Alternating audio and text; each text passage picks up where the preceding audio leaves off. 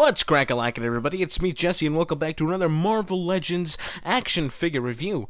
Today we're going to be taking a look at the Marvel Studios, the first 10 years, Mark 7 Iron Man. Now, if you're not familiar with this appearance of Iron Man, he is first appeared, this armor, this Mark 7 armor, is first shown in the Avengers movie from 2012, and I gotta say, man, I haven't opened this figure yet. I did take off the tape so I could open it. I haven't taken it out myself yet because I want to get surprised. So up here we got the spot varnished Marvel Studios the first 10 years logo, which is a pretty nice touch by Hasbro there. We got Iron Man Mark 7 with the Avengers logo there, and then the Avengers Marvel Studios whatever. In the side there we get some pictures of Iron Man, we get some Captain America bullshit, some Thor crap. On the top says Marvel Studios. On the back you get that stuff right there. And then right there we get the read up of Iron Man, the Mark 7 armor and whatnot. It reads, equipped with the mighty vibranium arc reactor and enhanced flight capacities, the Mark 7 is a fully loaded rapid deployment suit built for heavy combat. That is pretty cool. And then you get a picture of the Avengers. I believe this is the movie poster. Yeah, this is the movie poster. With Hulk, you got Hawkeye, Black Widow, you get Nick Fury in the back, Iron Man, Thor, 2012. And yeah, man. And I guess we get a read of the Avengers right there. I don't want to read that, so if you want to just read it, I guess you can just pause it right there and read it yourself. So yeah, alright, without further ado, let's open this son of a bitch. Alright, here we got our Mark 7 out of the packaging, and looking pretty spicy, if I do say so myself. This figure looks really freaking cool, and I'm not gonna lie, man, this might be my favorite Iron Man figure right now. I mean, I do have a couple only, I don't have a lot, but I used to have a lot, but I yard sold a lot of them when I was younger because I'm an idiot. You know that. You know how dumb I am. Not really. Anyway, so this figure is really cool. We're going to get a little more detail on this armor later in the video, and maybe even Iron Man's origin story. You never know. I might slip in a little bit of that in the video. We are going to look at his accessories in this video. Obviously, his articulation, paint apps, painting, the sculpting, everything. So, without further ado, let's get our hands on this greasy motherfucker. Alright, in terms of accessories, this guy comes with about 5 or 6. 6 to be precise. He comes with 6 accessories, and he comes with 4 hands, which I'll take a look at right now, and he comes with 2 repulsor blast effects thingies, or feet thingies, feet boosters, whatever. So with his hands, we get 2 repulsor blasting hands right there, as you can see, which look really cool. They're exactly the same, just, you know, left and right. Let's get a closer look at these. There you go. And you know, you just take the effects, and you just port it in right there. It looks pretty cool. And you get 2 fisted hands, which look like this, and it looks pretty cool. And yes, the hinge does work. You just, yeah, up and down hinge right there. Pretty cool. Pretty cool. Pretty good sculpting. And let's take a look at these effects. We get some blasting effects, blaster effects, arc reactor, repulsor blast effects. And I do wish they were blue, but we do get some blue ones. I do have some, I'm too lazy to go get them, so yeah, so for now you get these. Maybe I'll put a picture of him right there. Maybe I will. If I did, there you go. You can't port these in on his feet right there, too. If you have a flight stand, you just, you know, yeah, do that. But yeah, pretty good accessories. Let's take a look at the figure. Alright, man, I gotta say, this figure is beautiful. I mean, the amount of detail, like, the whole, like, it just looks real. It doesn't look like a toy. It looks like an actual armored guy. You know, just turn it around here. Take a look at the back there. I mean, there's a lot of detail into this, and I'm going to show off a really cool gimmick that this figure comes with in a second. You might have saw it in the beginning of the video, but I'm going to demonstrate it a little more and take a look at the side there. But I mean, I just love the overall like mechanical details, the lines, the seams, the creases, everything about this figure just screams awesomeness to me. And there's a freaking fly in the background. Yeah, so man, this figure is really cool. I freaking love it. I love how movie accurate it looks too. For a Marvel Legend, I mean, this was awesome. I mean, it was pricey, $30, but hey, it's pretty cool. Pretty cool. But yeah, this figure is amazing, and I love it so much. I love the sculpting, I love the colors, I just love everything about it.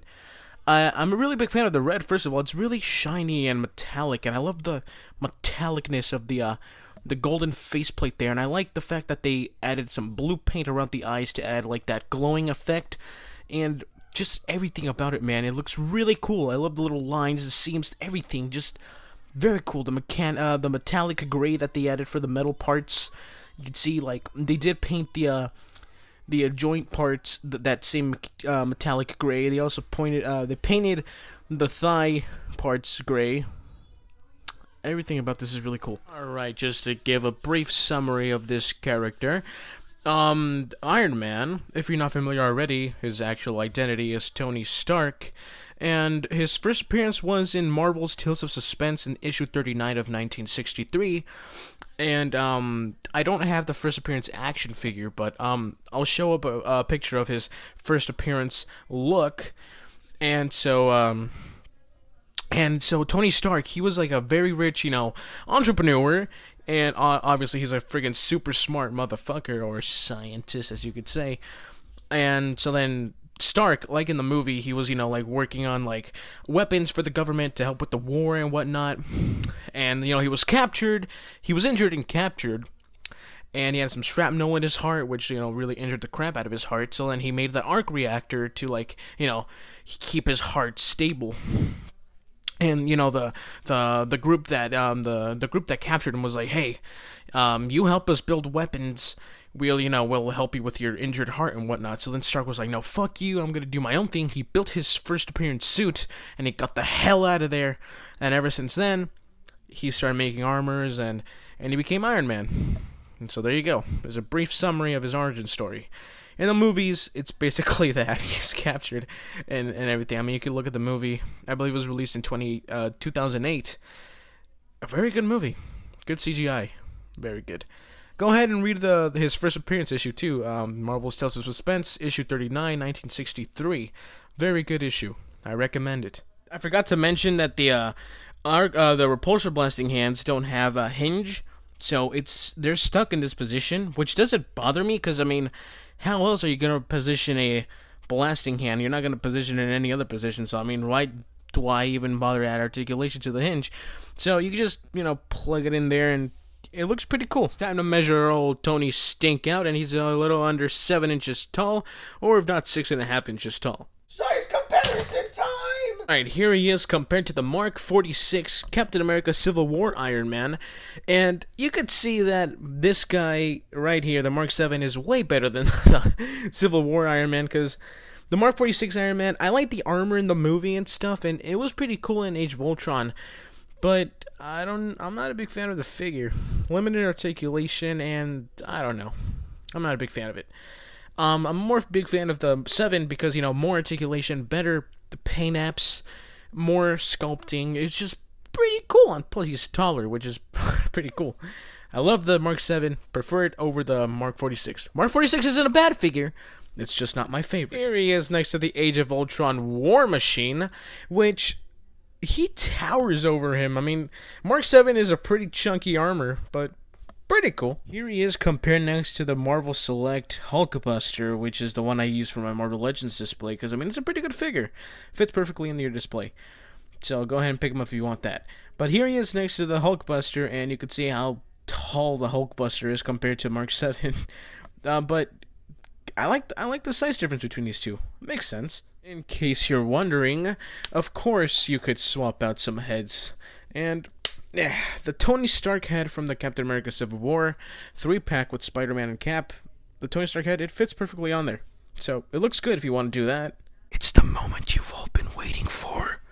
Articulation! action! His head can go up that far and down that far. His head does swivel a full 360 like that. Extend upward that much, and they do go back that much and that much forward. You can't do a full 360 around.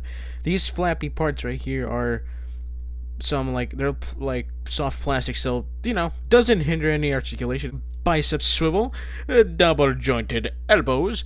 His hands are on a hinge, so they do rotate a full 360, and they go down that far, and they don't go up that far because fuck you. His abdomen goes back that far, and it goes forward not that much far because he does have a upper torso swivel right there. His legs kick out that far, go back that far, and they go forward that far. He does have a upper thigh swivel right there. I forgot to mention that. He does have some double jointed knees, no calf rotation, which is dumb because fuck you again. And he does have some ankle pivot right there, and his feet go down that much, and they don't go up that much. So pretty decent articulation. All right, man. If I had to rate this figure, I'd give him a 9.5 out of 10. I love this figure. It looks really cool. The reason why I'm giving him a 9.5 is because, well, you know what? I'm going to say it. I know I said I love the paint applications, but if there was just a teeny bit more paint applications, I would give this figure a 10. It is that good, and I recommend you to pick it up. $30, $24, maybe even like $13 if you go to Walmart. They're on clearance. I got this guy for $30 because I was not lucky enough to find him at my Walmart, but check your Walmarts. These guys and Red Skulls are on clearance. I did pick up a Red Skull, which I'm probably going to review next time, but yeah, man, 9.5 out of 10. This figure is awesome. So if you're looking for a good Ironman figure, this one right here, the Mark 7, is your go-to. Now, that pretty much sums up the whole video. I hope you enjoyed it. If you did, like, comment, and subscribe, and I'll see you in the next one. Peace out!